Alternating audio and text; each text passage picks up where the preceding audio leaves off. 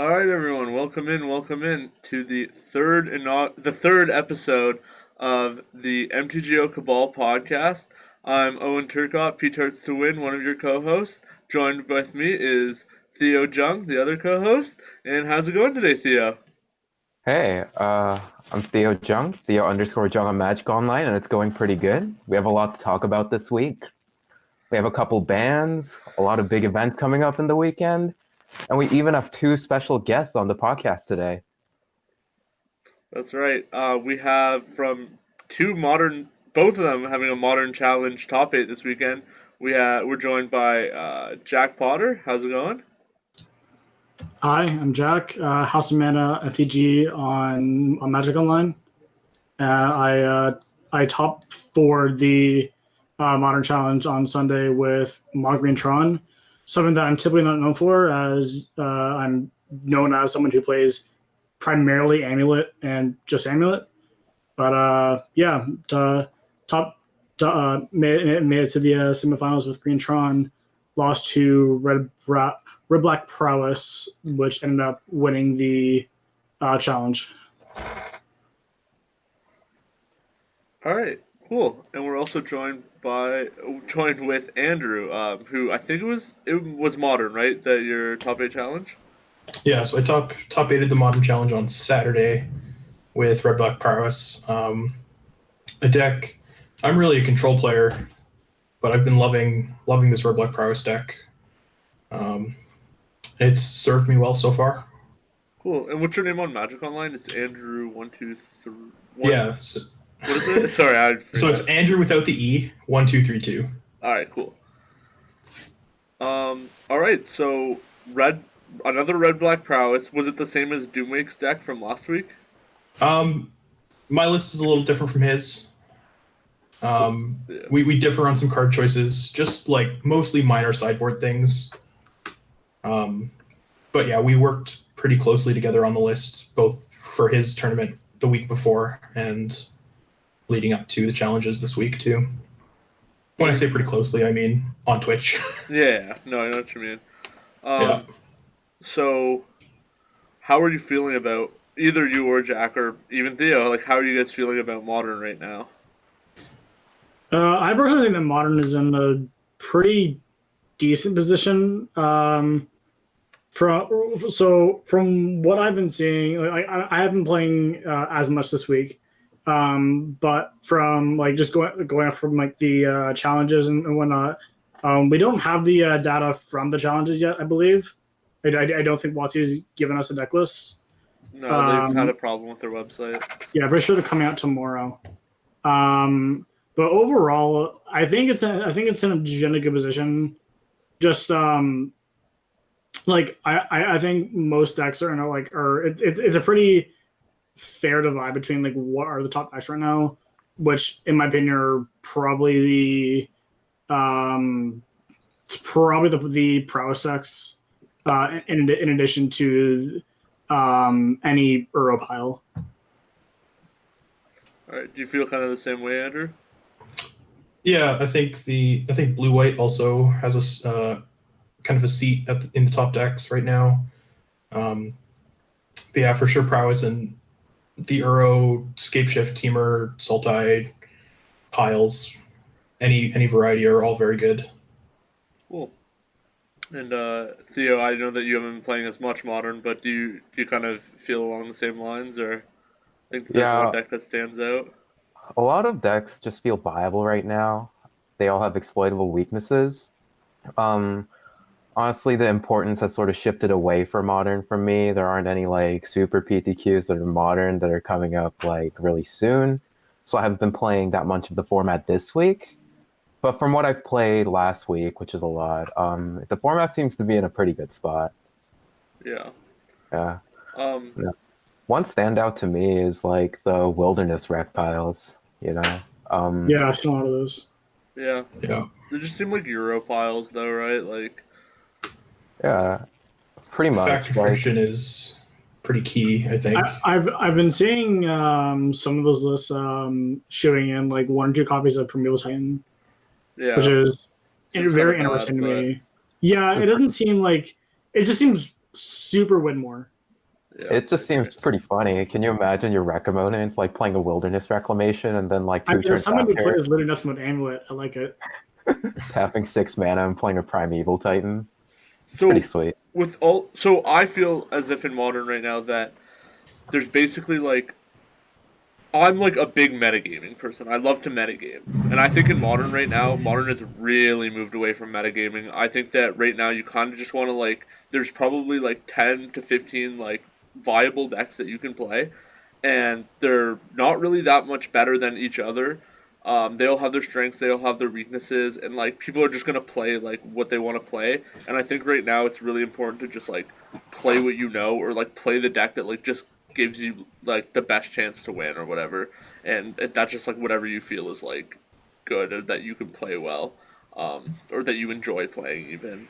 But with that said, Jack, this week you decided to go away from Amulet Titan. What went into that decision?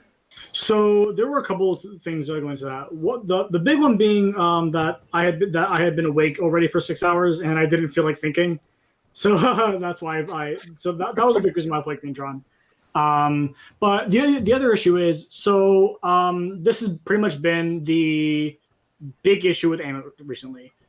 There is one card in Magic at the moment that is just saying fuck Amulet, and that is Aether Gust.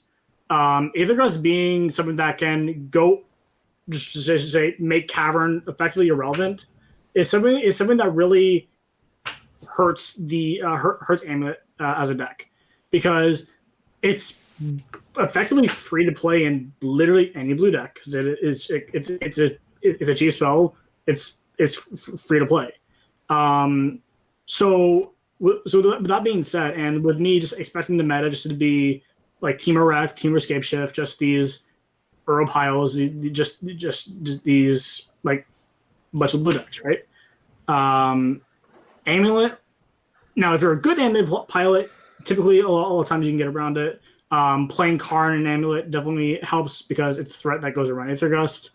But the issue is just the fact that Aether Gust makes for a lot of awkward play patterns when you're playing Amulet, because it's just something that you shouldn't necessarily have to play around, but you do just because it's in the format. So what I'm hearing is that you weren't good enough to play around Aether Gust, so you audibled. Too hard. Okay, fair enough. No, it's like but the big reason, like that's part of the reason why I played Greentron. Greentron is my preference in Modern is to play big mana, and a deck that is good at getting around Aether Gust and also being a big mana deck, aside from Metron, is Greentron. And I personally felt like Greentron was relatively well positioned for last weekend. Even though I've heard a lot of misopinions, like I don't have that much experience playing Greentron as a whole, and I've been told that the control masters for Tron aren't amazing. But aside from that, like there was, I believe, a lot of prowess in the Sunday Challenge, and it was like, okay, some Wormcoil Giant, Wormcoil Engine, and you just kind of win. That seems like insane though that you would like play Tron into Mono. Like I feel like that's an awful matchup. Like your deck does nothing for the first 3 turns of the game, and like Mono Red Prowess wins on turn 3. Like just seems like that seems like a very odd metagame decision to me, but it worked out. Have you ever beaten turn 3 Wormcoil Engine on the draw with any red deck? I have. that isn't usually the case. But it's not. Infernal Reckoning is one hell of a card. But like I said, the primary reason why I played Tron was just because I had been awake for 6 hours and I didn't feel like thinking. Yeah, fair enough. But we just kind of expect in the showcase this weekend to be pretty much what we've been seeing for like the past couple weeks, like just a mishmash of decks. There's lots of good decks. Like it could be 8 different decks in the top 8 this week. It could be a different 8 from what it was last week. Like, and it's basically just play whatever you want. I feel like that's kind of what if I do remember correctly, the top 8 from my challenge, I believe, if my memory says correctly, was 8 different decks. Oh wow. If I remember correctly, it was Red Black, Sultai, Greentron, Infect, Neoform, Blizzet, and there was, I think that's 6. Okay, there's two I'm missing, but but like that's even 6 6 out of like that's like pretty. That's a pretty good sign that the format's pretty healthy. Yeah. I unfortunately did not get to play any Modern this past weekend. I had registered for a Modern challenge, but I thought it started 2 hours later than it did, and I accidentally slept through it. But on top of all this, some formats that will be shaken up. We had a very big ban announcement. I feel like as the MTGO Cabal podcast, we can omega lol the fake formats of Historic and Brawl, and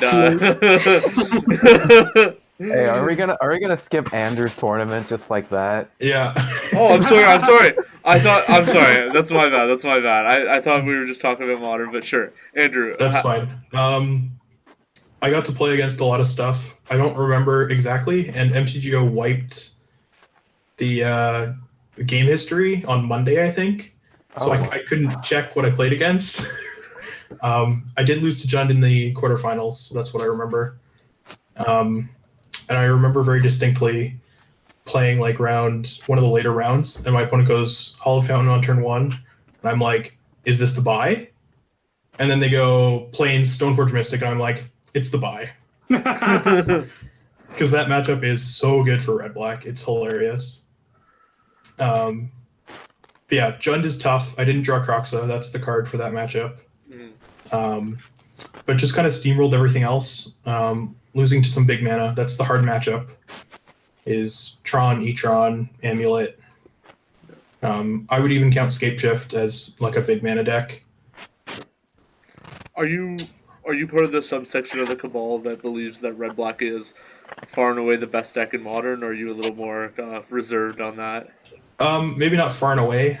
I think it could be the best deck. I think it has like overall the best matchup spread of any deck, but you are going to run into big mana every once in a while, and that's going to suck. But you have like sideboard cards for that as well. Like you have like Molten Rains and like whatever the 2-mana 1/2 Kiln Fiends. Kiln Fiends. Yeah. Yeah. I'm looking at my deck right now, and against big mana, I bring in 1, 2, 3, 4, 5, 6, 7, 8, 9 cards, possibly 10. Jeez. All right. Yeah, that matchup is real bad.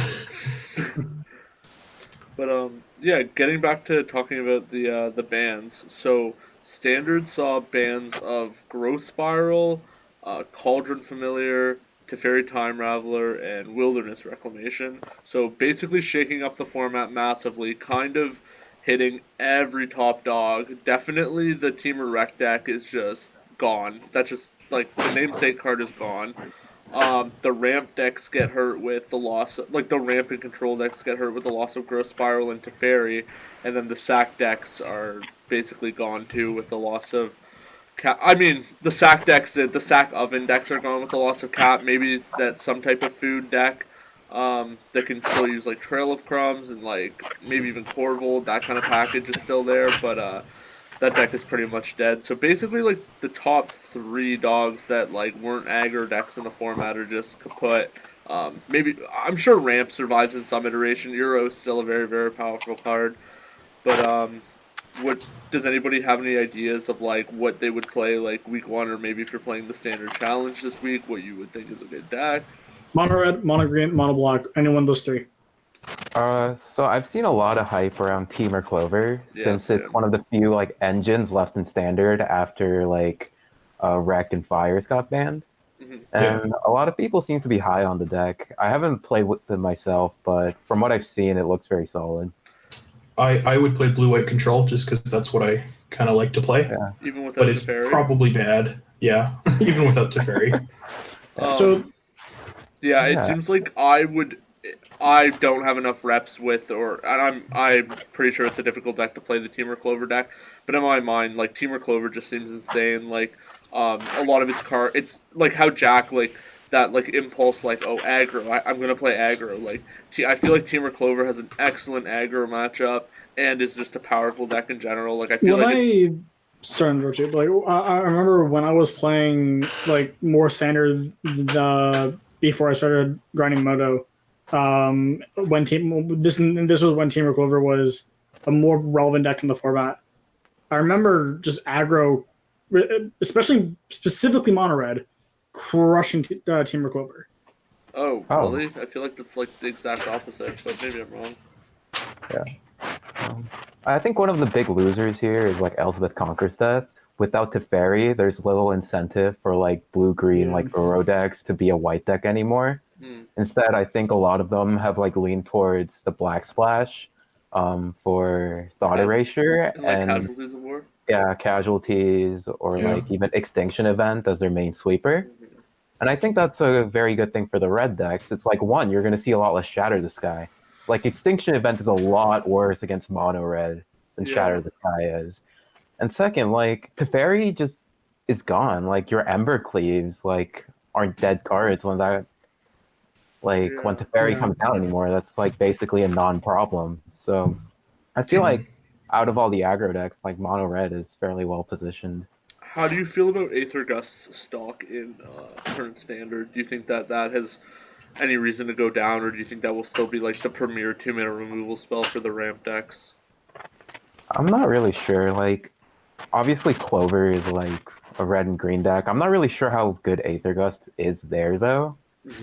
Because it doesn't hit Clover, doesn't hit Fae. Yeah, it's like rough. Like, their payoffs are incremental. If you're gusting something like a Lovestruck Feast or like an Innkeeper, that's not a very good exchange. And plus, if they just have a Clover in play, then like it just makes your gust just like not as good. Yeah. I just mean Aether Gust for what I was kind of getting at was that so a lot of decks like mono black aggro and mono white aggro kind of rose up in recent weeks. And I think a big part of that was that they dodged the premier removal spell. Like how mono red and mono green kind of get destroyed by it. So I don't know if maybe that's like something that will still be impactful or maybe not. I think a lot of the reason that Aether Gust was so powerful is that it hit both the aggro decks. It was a removal spell against the aggro decks, but it wasn't dead in the Team Rec mirrors. It still had text in those matchups. With that gone, I think you're more free to play something like Scorching Dragonfire that hits all the aggro decks. Alright, fair enough. So, moving past standard then, we also saw some Pioneer bans in, they basically took what everyone was saying about hating combo in Pioneer dead format because of combo, and they're like, well, guess what? Combo doesn't exist in Pioneer anymore, not even an archetype. They banned problem cards like Underworld Breach, Inverter of Truth, and then cards that weren't a card that wasn't a problem but could potentially become a problem with the unbanning of Oath of Nissa, and the card that I lost to in the finals of the Pioneer Challenge on Sunday in Kethis of the Hidden Hand. And then also banning, probably the ban I disagree with the most, in Walking Ballista. Yeah, that ban doesn't make much sense to me. I mean, the reason is they wanted to ban something of the Heliod Ballista, and Heliod's a mythic in something they're printing, right? It's purely money motivated. I mean, I guess that's fair, but like, I think that Ballista does a lot for the format, and like you could just ban Heliod and it's whatever, and nothing gets hit. Whereas, like, I think a lot of like I think that Ballista was an interesting card that like went into a lot of decks. The one thing that I could say for it, other than like the money thing with Ballista, is that I think that Ballista, it imposes just design restraints in that anything that you have to be cautious of Ballista whenever there's something that might make a ton of mana or even infinite mana. Now that Ballista, like before Ballista existed, right? Like if you could make infinite mana, like you couldn't just like end the game on the spot. Now any format that Ballista exists, like that is just a kill you card in colorless, which isn't huge, but it is something. Same with like any shenanigans with like +1/+1 counters. Like it just acts on such an axis where it's almost like an enabler where certain things will just break the card, like you saw with Heliod. So I can understand there, but I do wish they would have banned Heliod. Okay, I think Heliod breaking the card is a bit of an exaggeration since the mana took combo took like 6 mana and it can be disrupted by a 1 mana removal spell. Sure, I don't mean like it's broken, but I mean it was good enough that they banned it, right? Like, I think if you were to ban something out of the mono white deck, or just now, like this may just seem like I'm talking out of my ass here, but I actually think that Nykthos may even something to watch out for, especially with because I've noticed mono green devotion becoming fairly strong, like within the coming weeks. I think we're going to see a lot more of that deck, and I remember back in week 1, week 2 of Pioneer, even though that's been almost a year ago now, mono green was a force to be reckoned with, and I remember going all the way back then, people were saying this Nykthos was the card to ban over Oath Nissa, and I have a feeling that we may end up going back to that again. maybe. Didn't they ban Leyline of Abundance as well? Yeah. Yeah, they did. And That was like when the format started. Yeah. I think that was the first wave of bans. No, I think that these bans weren't like them trying to like hurt the decks as much as like I think that they just were like, you know what, like everyone just hates combo, like no combo, like anything that's a combo piece is out, basically. Whereas like it wasn't like they were specifically like, oh, this mono white deck is too powerful or whatever, based on like what they had said from previous statements. None of the decks were too powerful, even Inverter, which it like obviously was. But they were just like, no, like people don't want to play this format. People hate these combo decks, so we'll just get rid of those. So they just took out combo pieces, like, so it makes sense, I guess. But yeah, moving forward, or I guess how does everyone feel about the bans? Oh, well, let me tell you, as a number 1 Inverter fan on this podcast. Oh, I might give you a run for your money, but I guess I'll let you keep that title. That deck was so good to me. I top 8 2 Super Qs with Inverter, so yeah. I'm very emotionally attached to that deck. But my little like thing to add here is that people are gonna realize that playing against Uro and Winota aren't that much like more fun than playing against Inverter and Lotus Breach. I think that's what people are gonna realize in the coming weeks. That Magic in the past 2 years is just full of egregious design mistakes that you'd have to ban a lot of things for like the gameplay to be actually good.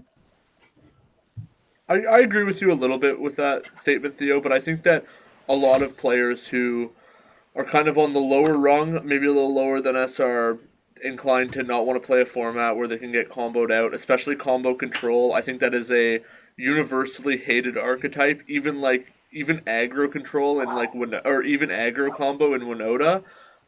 People are a little more willing to like put up with that. Like it's the same with like people hating counter spells, right? It's no different than like a counter spell is no different than a Doomblade, but people are gonna hate counter spells more than Doomblades. Yeah, I guess like people just really don't like losing to cards that say like win the game, you know? Like But I do kind of see what you're saying with like Winota though too.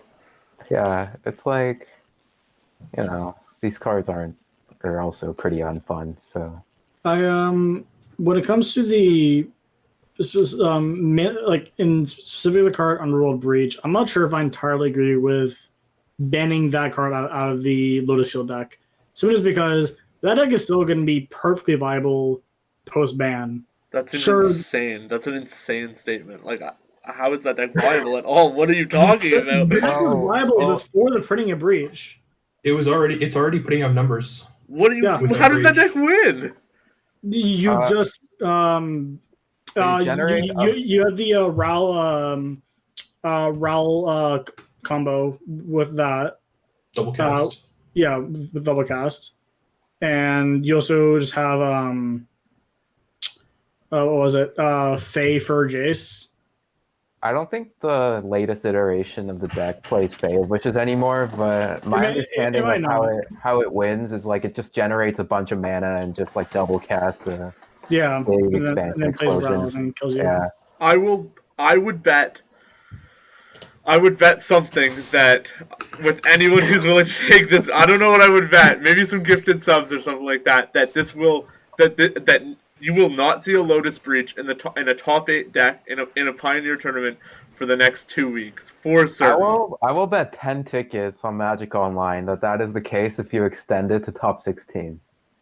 No, because Ooh. the Pioneer challenges are like 60 people. No, the Pioneer Showcase though, that's this weekend. Yeah, Oh, the Pioneer Showcase? Yeah. Oh, Yeah. Someone is. You'll snap that I'll off. snap that off. Someone is Yeah, going to top top 16. Okay. No, If someone top 16s with Lotus Field, you will pay me 10 tickets. And if someone does not top 16 with Lotus Field, I will pay you 10 tickets. I'll snap that Deal? off, Snap Theo, it off? easily. All right. Wow. Making All right. degenerate Guess bets what on I'm the playing. That deck just seems so bad to me. Seems unplayable. What is everyone doing in Pioneer these days? What decks have you like experimented with in the past few days, or? Well, my precious Luris Burn is basically also got banned because it essentially just preyed on combo decks, and those don't exist anymore. So no good matchups anymore. I've been experimenting with a bunch of different reclamation decks. I haven't tried Teamer yet. Doomwake has been playing Teamer and he thinks it's quite good. But I've tried Sultai, 4-color, and Bant so far. 4-color and Sultai both felt really awful, but Bant has really impressed me. And yeah, I've been finding a lot of success with Bant Rack with just 2 reclamations in it, and Sphinx's Revelation. I've also been playing Andrew's reclamation list, and I've also been a big fan of Merit reclamation as well. Cool. How about you, Theo? I played the prelim on the day the bans were announced with 5-color Niv. I went 4-0, and then I split with, guess what, Lotus Breach. So, yeah, that deck felt fairly solid to me. It was the 80 card version that I think a Japanese fisherman was playing before the bans happened. And I just basically like took the list, swapped the slaughter games in the main board out for a Supreme Verdict, and just ran with it. It performed really well. I played against 2 blue-green ramp decks. Let's see. What else did I play against? A Winota, and then I played against Mirror. So, and I felt ahead in like most of those matchups, except for maybe ramp because Ugin is a fairly good card. Yeah. So against you.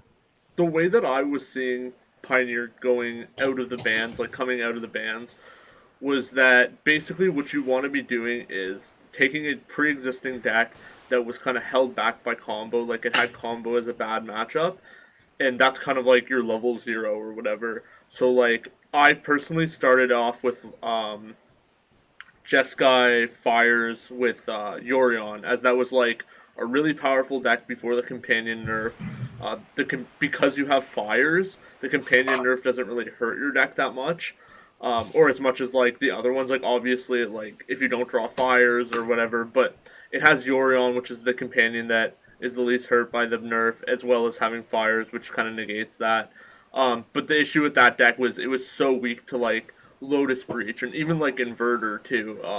It just had such a terrible combo matchup, so I assumed with those decks gone, it would likely be good. I've had good result, bad. I've had multiple people in the Cabal say it's an awful deck. Multiple people say it's an unbeatable, no bad matchups. I went 4-1 in a prelim with it. Like I just ran people over, and then like I was like 2-0, 2-0, 2-0 like throughout, beat Reed Duke in it, like just squashed them. And then that night I entered a 2-person tournament where we each entered with 100 tickets, and the winner got all the tickets with Sam Rolfe, Phil Hellmuth on Magic Online, and we played 3 best of 3 matches. So like a regular match is a best of 3, but you had to win 2 out of the 3 matches to win the tournament. And he played an Esper version of a Yorion deck, Esper Poob, if anybody's familiar with that deck. Yes, It plays like Basilica Bellhaunt, and like it's just kind of the same idea as the Jeskai deck, but it has kind of like value creatures instead of the Luca Agent of Treachery combo. It's basically just Team Sign Days memeing. And Yeah, like, that's the deck. I thought I had a very good matchup, but I was handily dismantled by Sam, which made me lose a lot of confidence in the deck. But then I had Twinless Twin in the Cabal chat today telling me the deck was unbeatable and no bad matchups again. So Yeah, Connor Mullally was. it was right, well. Right. It was Connor. I thought it was Twinless Twin, but yeah, it was Connor Mullally. So after that, I think that the next level from that is kind of what Andrew you're talking about, is what I believe is like a really good thing to be going at, is kind of trying to play like a deck that isn't a combo deck but is doing kind of a combo type thing, or like breaking something, like using something that like breaks the game in the same way that a combo does. So like Teamer Reclamation or like Winota or something like that, to try and beat up on these decks that that are trying to prey on, oh, now we don't have to deal with combo. Well, I'm going to play this deck that basically breaks the game in the same way that a combo does. Yeah. You know, the Todd Andersons of the world playing Siege Rhino. Yeah, exactly. Probably can't beat a Fires of Invention into anything. So I feel like that's a pretty good place to be. Sorry, go ahead. I think I'm very interested in just playing Growth Spiral and Uro as my core of all my decks. I think that package has proven incredibly good in Standard, and incredibly good in Historic as well. And I'm just very interested in working with that and hopefully breaking it in Pioneer, if possible. Pioneer definitely feels like we're kind of like in the era of like a namesake card, or like your deck wants to have like an engine card in it now. Yeah. You want to be doing something really powerful, for sure. Yeah. Something that goes over the top. I just want to ask you, as someone who's played a lot of the Bant deck, have you tried to fit Dig Through Time into it? Because I know one of the tensions that I had while trying to build all these Bant decks is if you put the Growth Spiral and Uro package in your deck, like Uro and Dig Through Time sort of like compete each other because like you need a lot of cards in the graveyard to enable both cards. Yeah, so I think... have you? I haven't tried Dig in my Bant decks yet. I tried it in the 4-color list and the Sultai list as in small numbers, and it felt fine, but there was certainly that tension. I think Teamer is actually the best setup to play both Uro and Dig because of Is It Charm. I think Is It Charm puts a ton of cards in the graveyard really quickly, and you can play Censor and Opt as well to help facilitate just a lot of cards in the graveyard for both playing Uro and Dig Through Time. How does the deck play like Pull Through Time? I don't know. I think that's the name of the card. Pull from Tomorrow. Pull from Tomorrow. I found Sphinx's Revelation to be better. Oh, okay, but it has like an engine to like draw cards. Like it doesn't need Dig Through Time. Like it has a way. No. Yeah. I tried Pull from Tomorrow in the Sultai list, and that was my biggest takeaway. Was Pull from Tomorrow was very good. I think Pull is probably going to be underplayed in rec decks moving forward. But I also think Rev is just kind of better. The life gain is super relevant against the aggro decks. So what does everyone kind of think about aggro in Pioneer right now, or does aggro have a place in Pioneer? I mean, there's the Winota deck, if that counts. I guess that's sort of an aggro combo deck. Yeah. But I don't think like aggro in the traditional sense is like very viable right now. It might actually be worse than as much as I want more combo decks good, or in Pioneer. Because like now everyone's doing a bunch of mid-range stuff. They're playing Uro, they're playing like 4 Supreme Verdicts, and just trying to play an aggro deck in that kind of environment doesn't seem very good to me. I agree.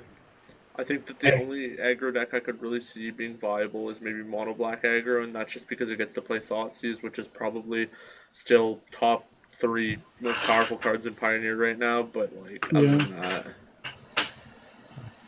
Yeah, I've in the handful of leagues I've been playing Pioneer, I've seen a massive uptick in the Salted Lyrium decks, and that does seem like front runner going forward. Salta is strong. It was the best Uro deck previously, Yeah, and is an obvious place. Right, Uro is could be arguably one of the top 3 cards as well.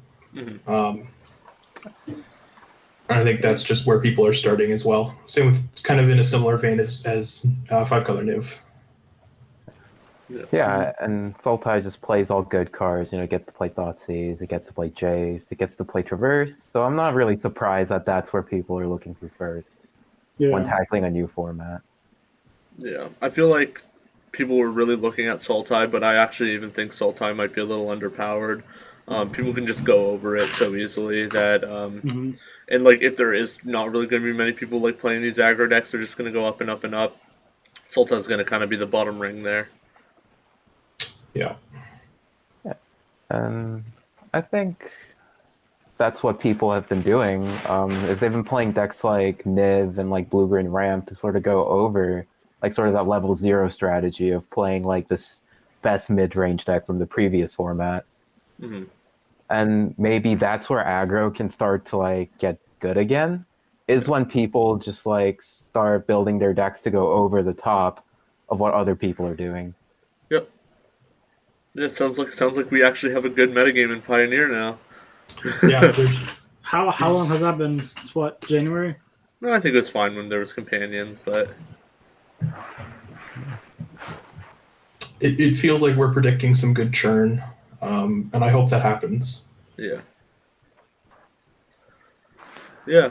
So, other than what we talked about standard. What showcases is everyone planning on playing this weekend? Why don't we get into that? All right. I'm planning on playing the vintage and legacy showcases, since I feel like those are going to be the ones with like fewer people, and I don't want to wake up earlier to play the modern one. Yeah, that's a very good reason. I will be playing Modern and Pioneer. I'll just be playing Modern. And I don't know. I've been accruing my QP collection. I've been out on these streets grinding. I started the weekend last weekend with 0 QPs. So we're up to being able to play 3 events. I'll definitely play 3 events. I want to play Modern. My issue with Modern, it's going to be the biggest one. Vintage, I want to play Vintage because I think it'll be the smallest one.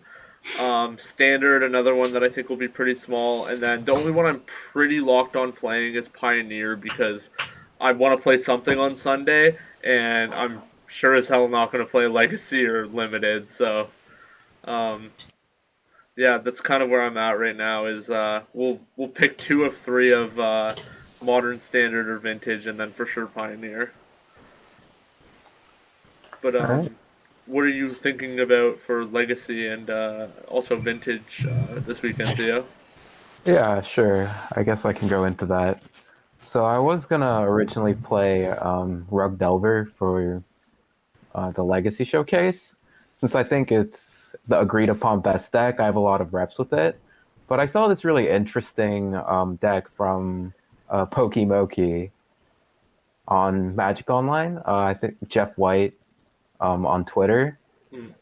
It's this sort of like Stifle Rug Dreadhorde Arcanist deck with Uro, and it's basically kind of like Delverless Delver, in that it sort of like cuts the Delvers, tries to go a little bigger than like traditional Rug Delver, and uses Stifle as a means to sort of deny your opponent of resources, so cards like Oko and Arcanist can run away with the game.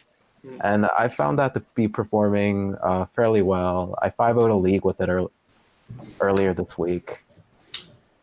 I'm gonna pipe in here. I used to play a ton of Pauper, and one of the things that eventually developed in the Pauper metagame between Delver decks is cutting Delvers. So it seems logical to me that is where you should be going to beat the Delver mirror. Yeah.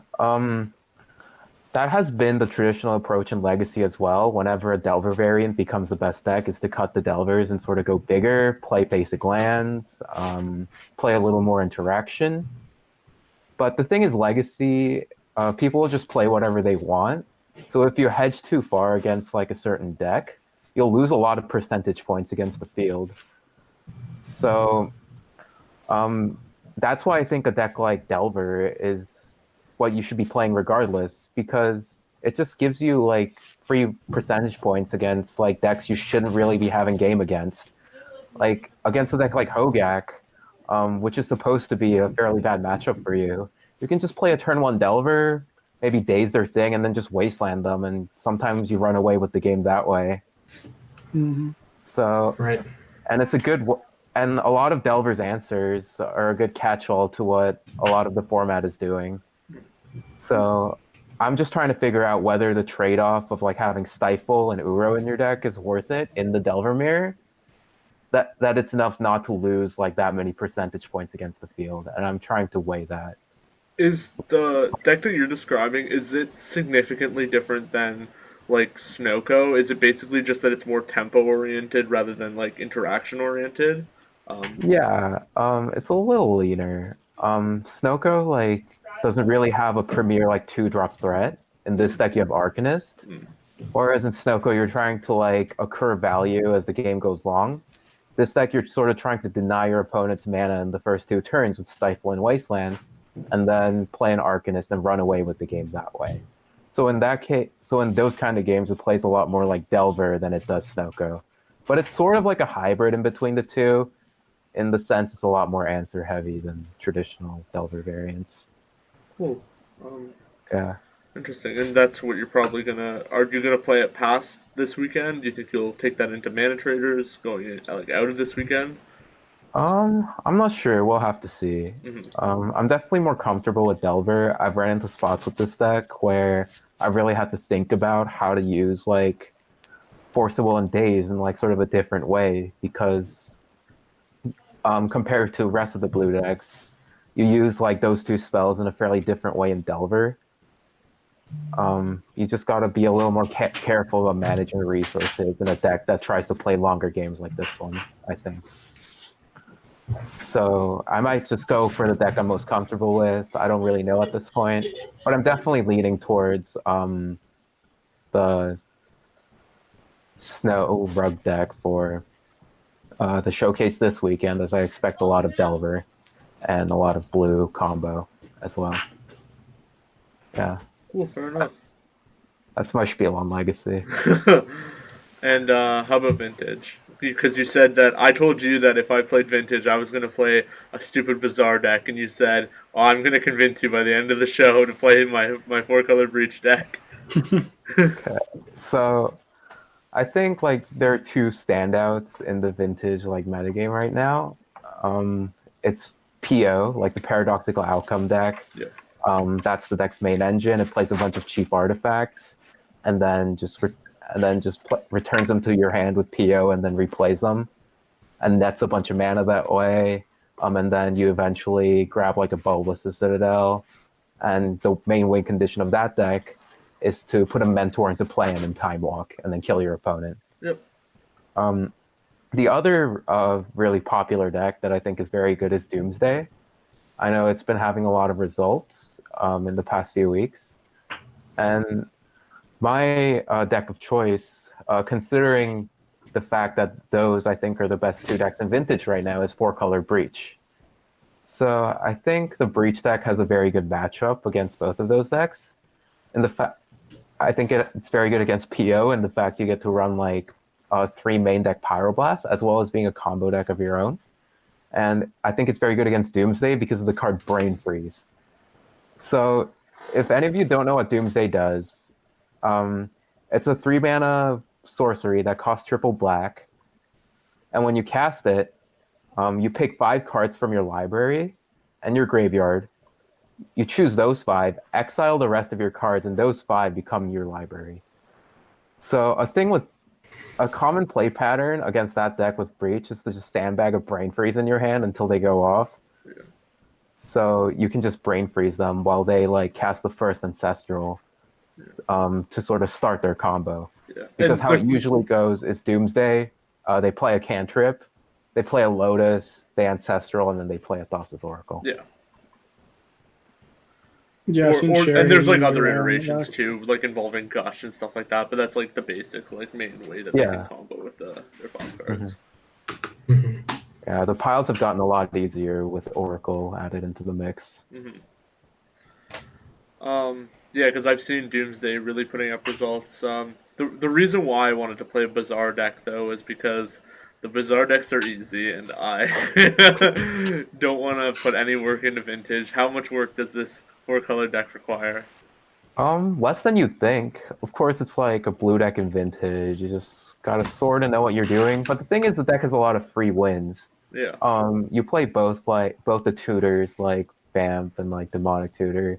So like most of the time, you're just getting the missing combo piece with those 2 cards, and actually performing the Breach combo doesn't really take that much skill. So. All right. Cool. Yeah. Maybe I'll pick up some Ancestral Recall and Force of Wills in Vintage and some Underworld Breach.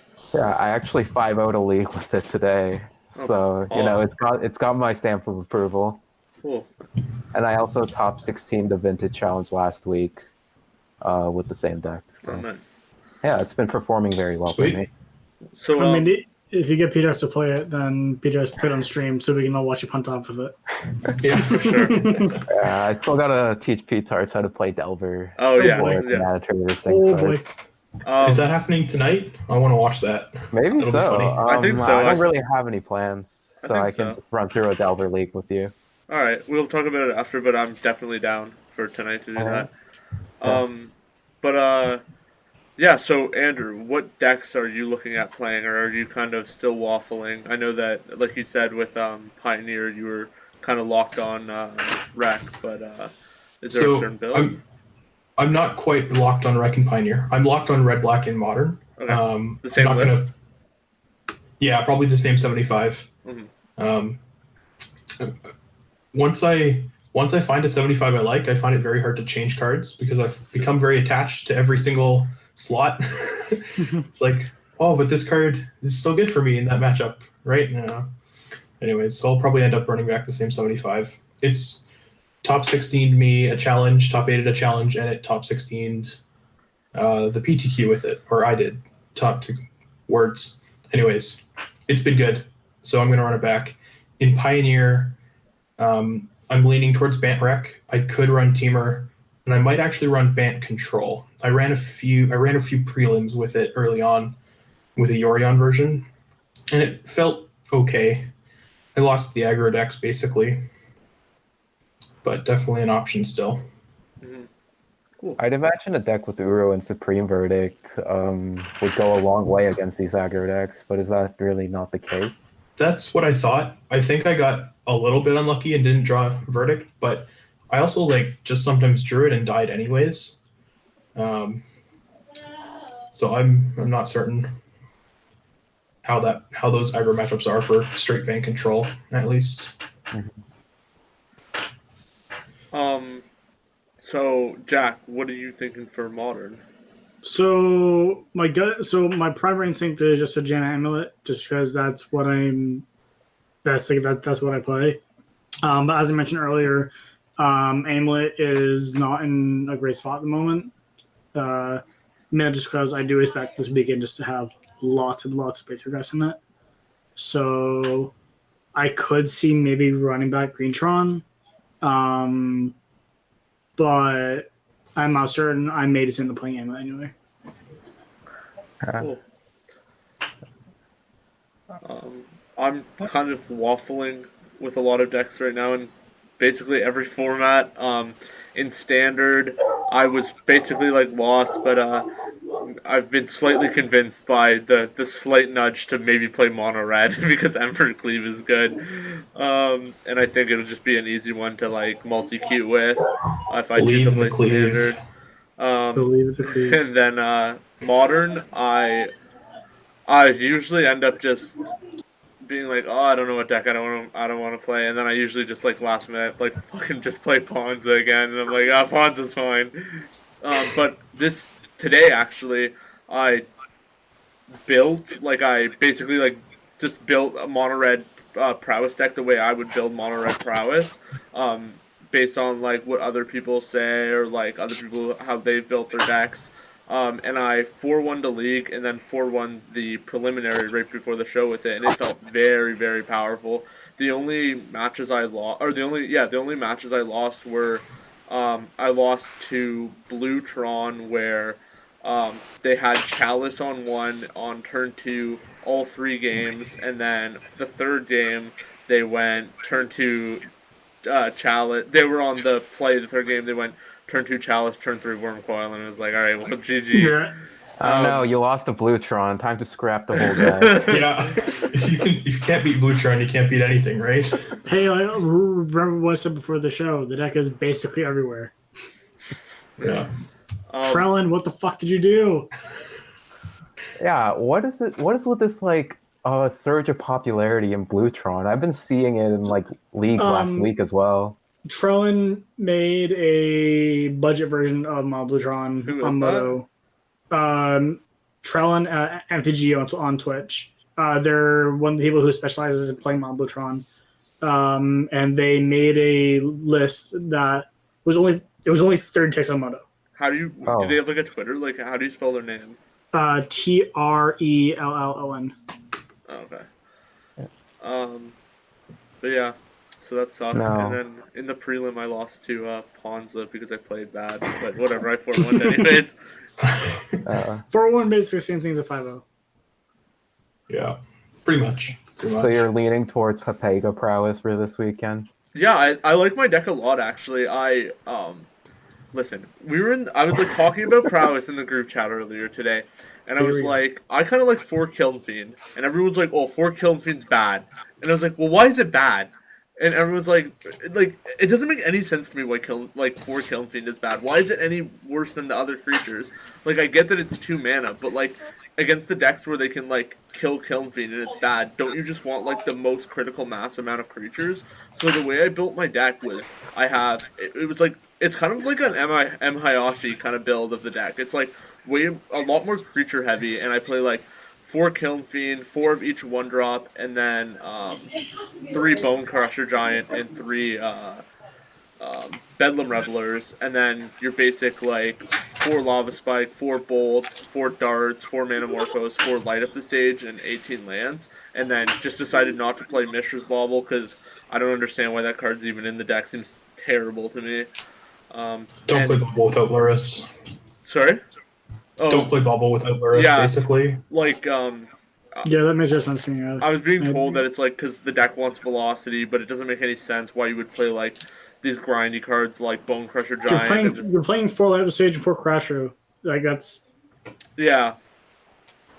So I was really, really impressed with the deck. Bone Crusher Giant, I've talked a lot of shit on Bone Crusher Giant in my time, but I was really impressed by Bone Crusher Giant, actually. What I realized with the deck is that the deck actually isn't as much velocity. You don't need as much velocity, and really you can play a long game with the deck, where Bone Crusher Giant really does shine. Like, you don't need to have just 1 mana spells, and you're like, well, I just want to max out on 1 mana spells, and like, so that it made me think that these decks should actually be playing more Bone Crusher Giants and just like no Mishra's Baubles. Like, you should just be playing these like more grindy cards like that. Mm-hmm. Bone Crusher Giant is great because it's just like it can be an early threat. You can just play it on turn 3 and it's a 4/3 that shocks your opponent if they try to get rid of it. Yeah. And it scales really well into the late game too when you have like a little more lands you can shock and play it on the same turn. And I know Stomp leads to some sick blowouts. Yeah. So it was definitely pretty good.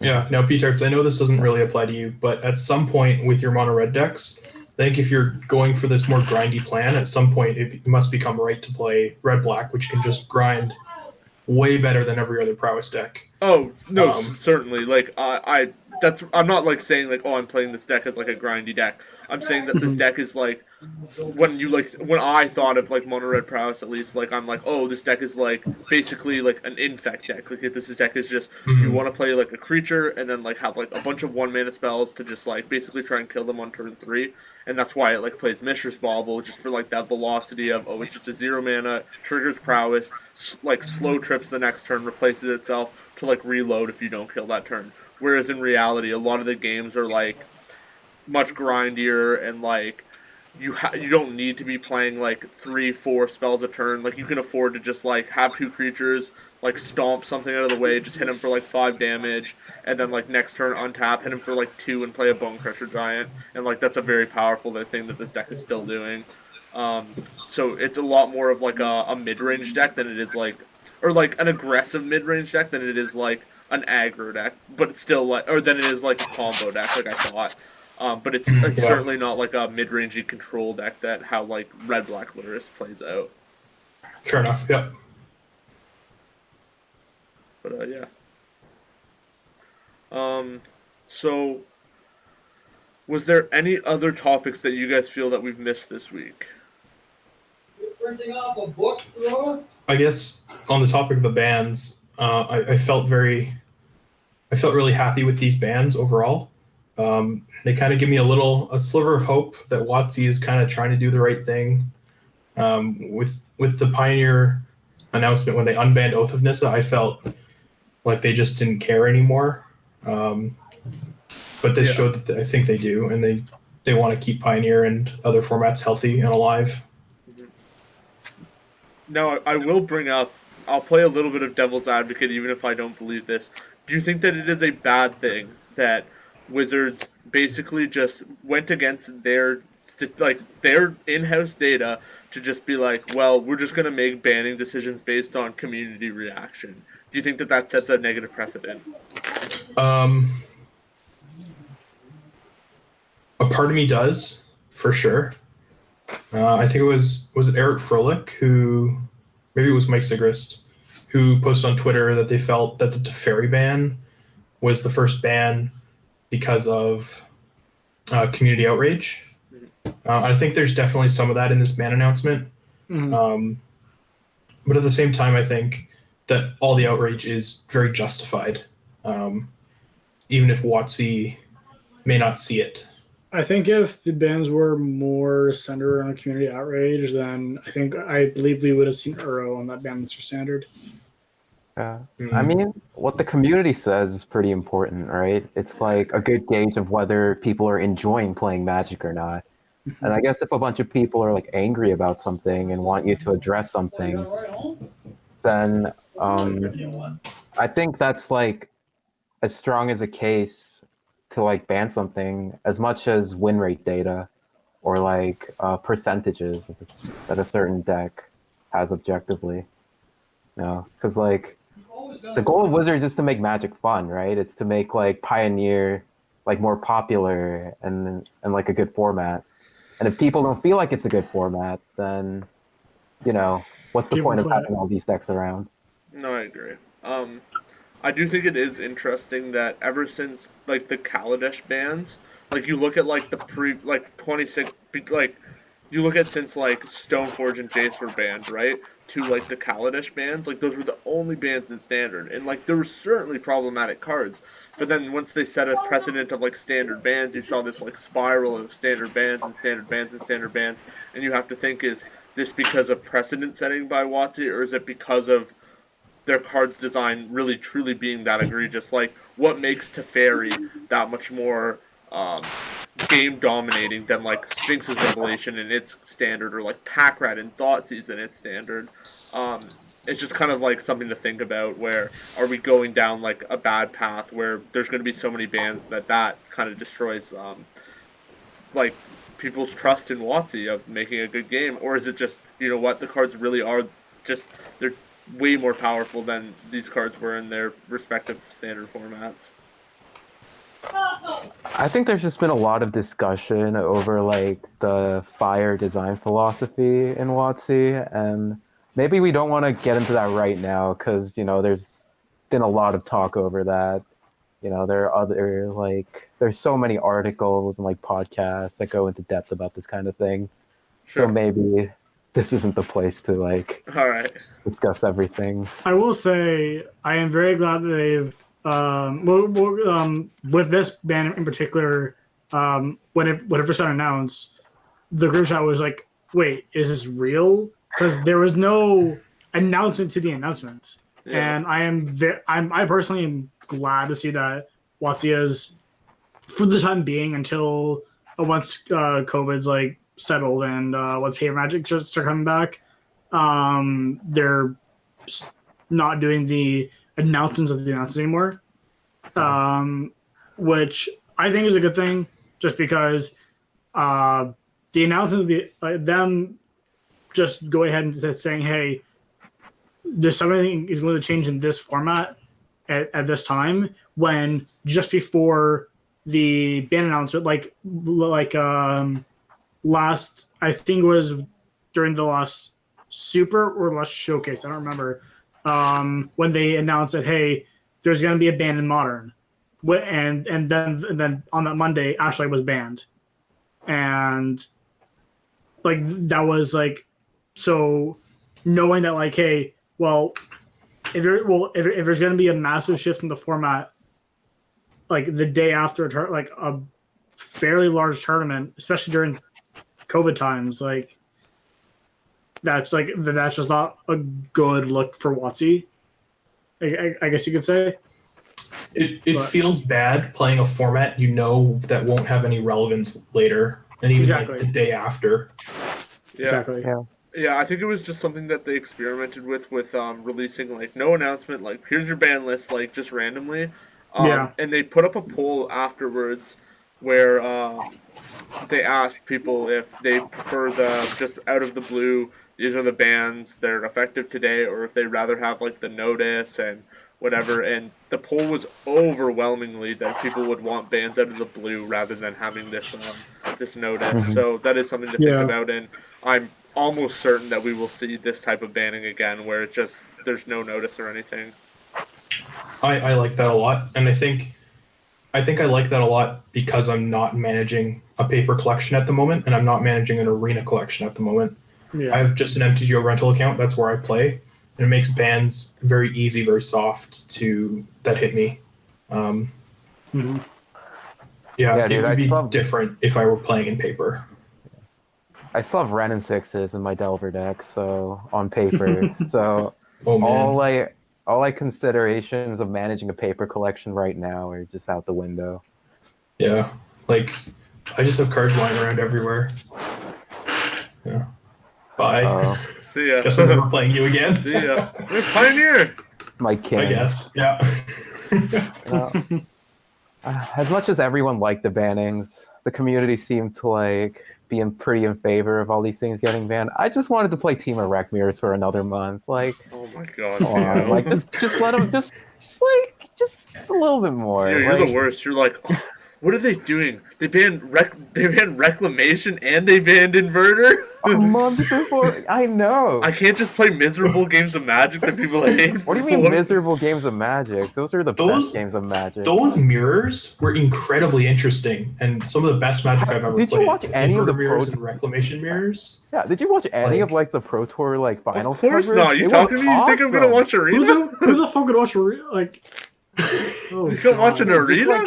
I Just, will say best though, I players will in say the world though, playing a Team Iraq mirror. That was sick. I really enjoyed watching that tournament. on the note of there being the PT finals this last weekend, I will say it is strange that they announced a format warping ban the day after one of the biggest standard events of the year. Yeah, it makes you sort of feel that the PT finals was for nothing. You know, it was Yeah, just, exactly. The end of sort of an era. I don't know. Yeah. I feel like it was probably a long time coming, and it was something that they wanted to do for a while, and then they're like, well, like, shit, we can't do it. Like, what are we gonna do? Like, ban all this stuff like a week before the PT finals? Like, so it's kind of like there was no real good window of opportunity to handle doing bannings. They probably wanted to do it as soon as possible, and they probably wanted to do it probably like a month or like at least almost like right after like the ban. So like probably like 3 weeks ago, and they're like, well, we like can't do it as soon as possible. It's the day after the PT finals. Yeah. But yeah. Yo, what's going on? Don't worry about it. Don't worry about it. My family is a bunch of papagas. Jeez. All right then. Hopefully they don't watch this episode, Jack. All right. Well, with that being said, thank you, Andrew, and thank you, Jack, for joining us. We'll go in order of Andrew, then Jack, then Theo, then me. If you have anything that you want to say or anything that you want to plug, now's your opportunity. All right. Same as my MTGO username, Andrew without the E, then 1232. I'm on Twitter. I'm on Twitch. You can find me there with that name. And I assume you linked that in the description. Yeah. Everything. Awesome. All these links will be down in the description down below. Yeah. All right. I'm HouseofMana MTG on Twitter, HouseofMana on Twitch. I do want to give one shout out to Arceus Dota. They wrote the Greentron primer that I used to follow for the challenge last weekend, and that any sideboard guides in chat?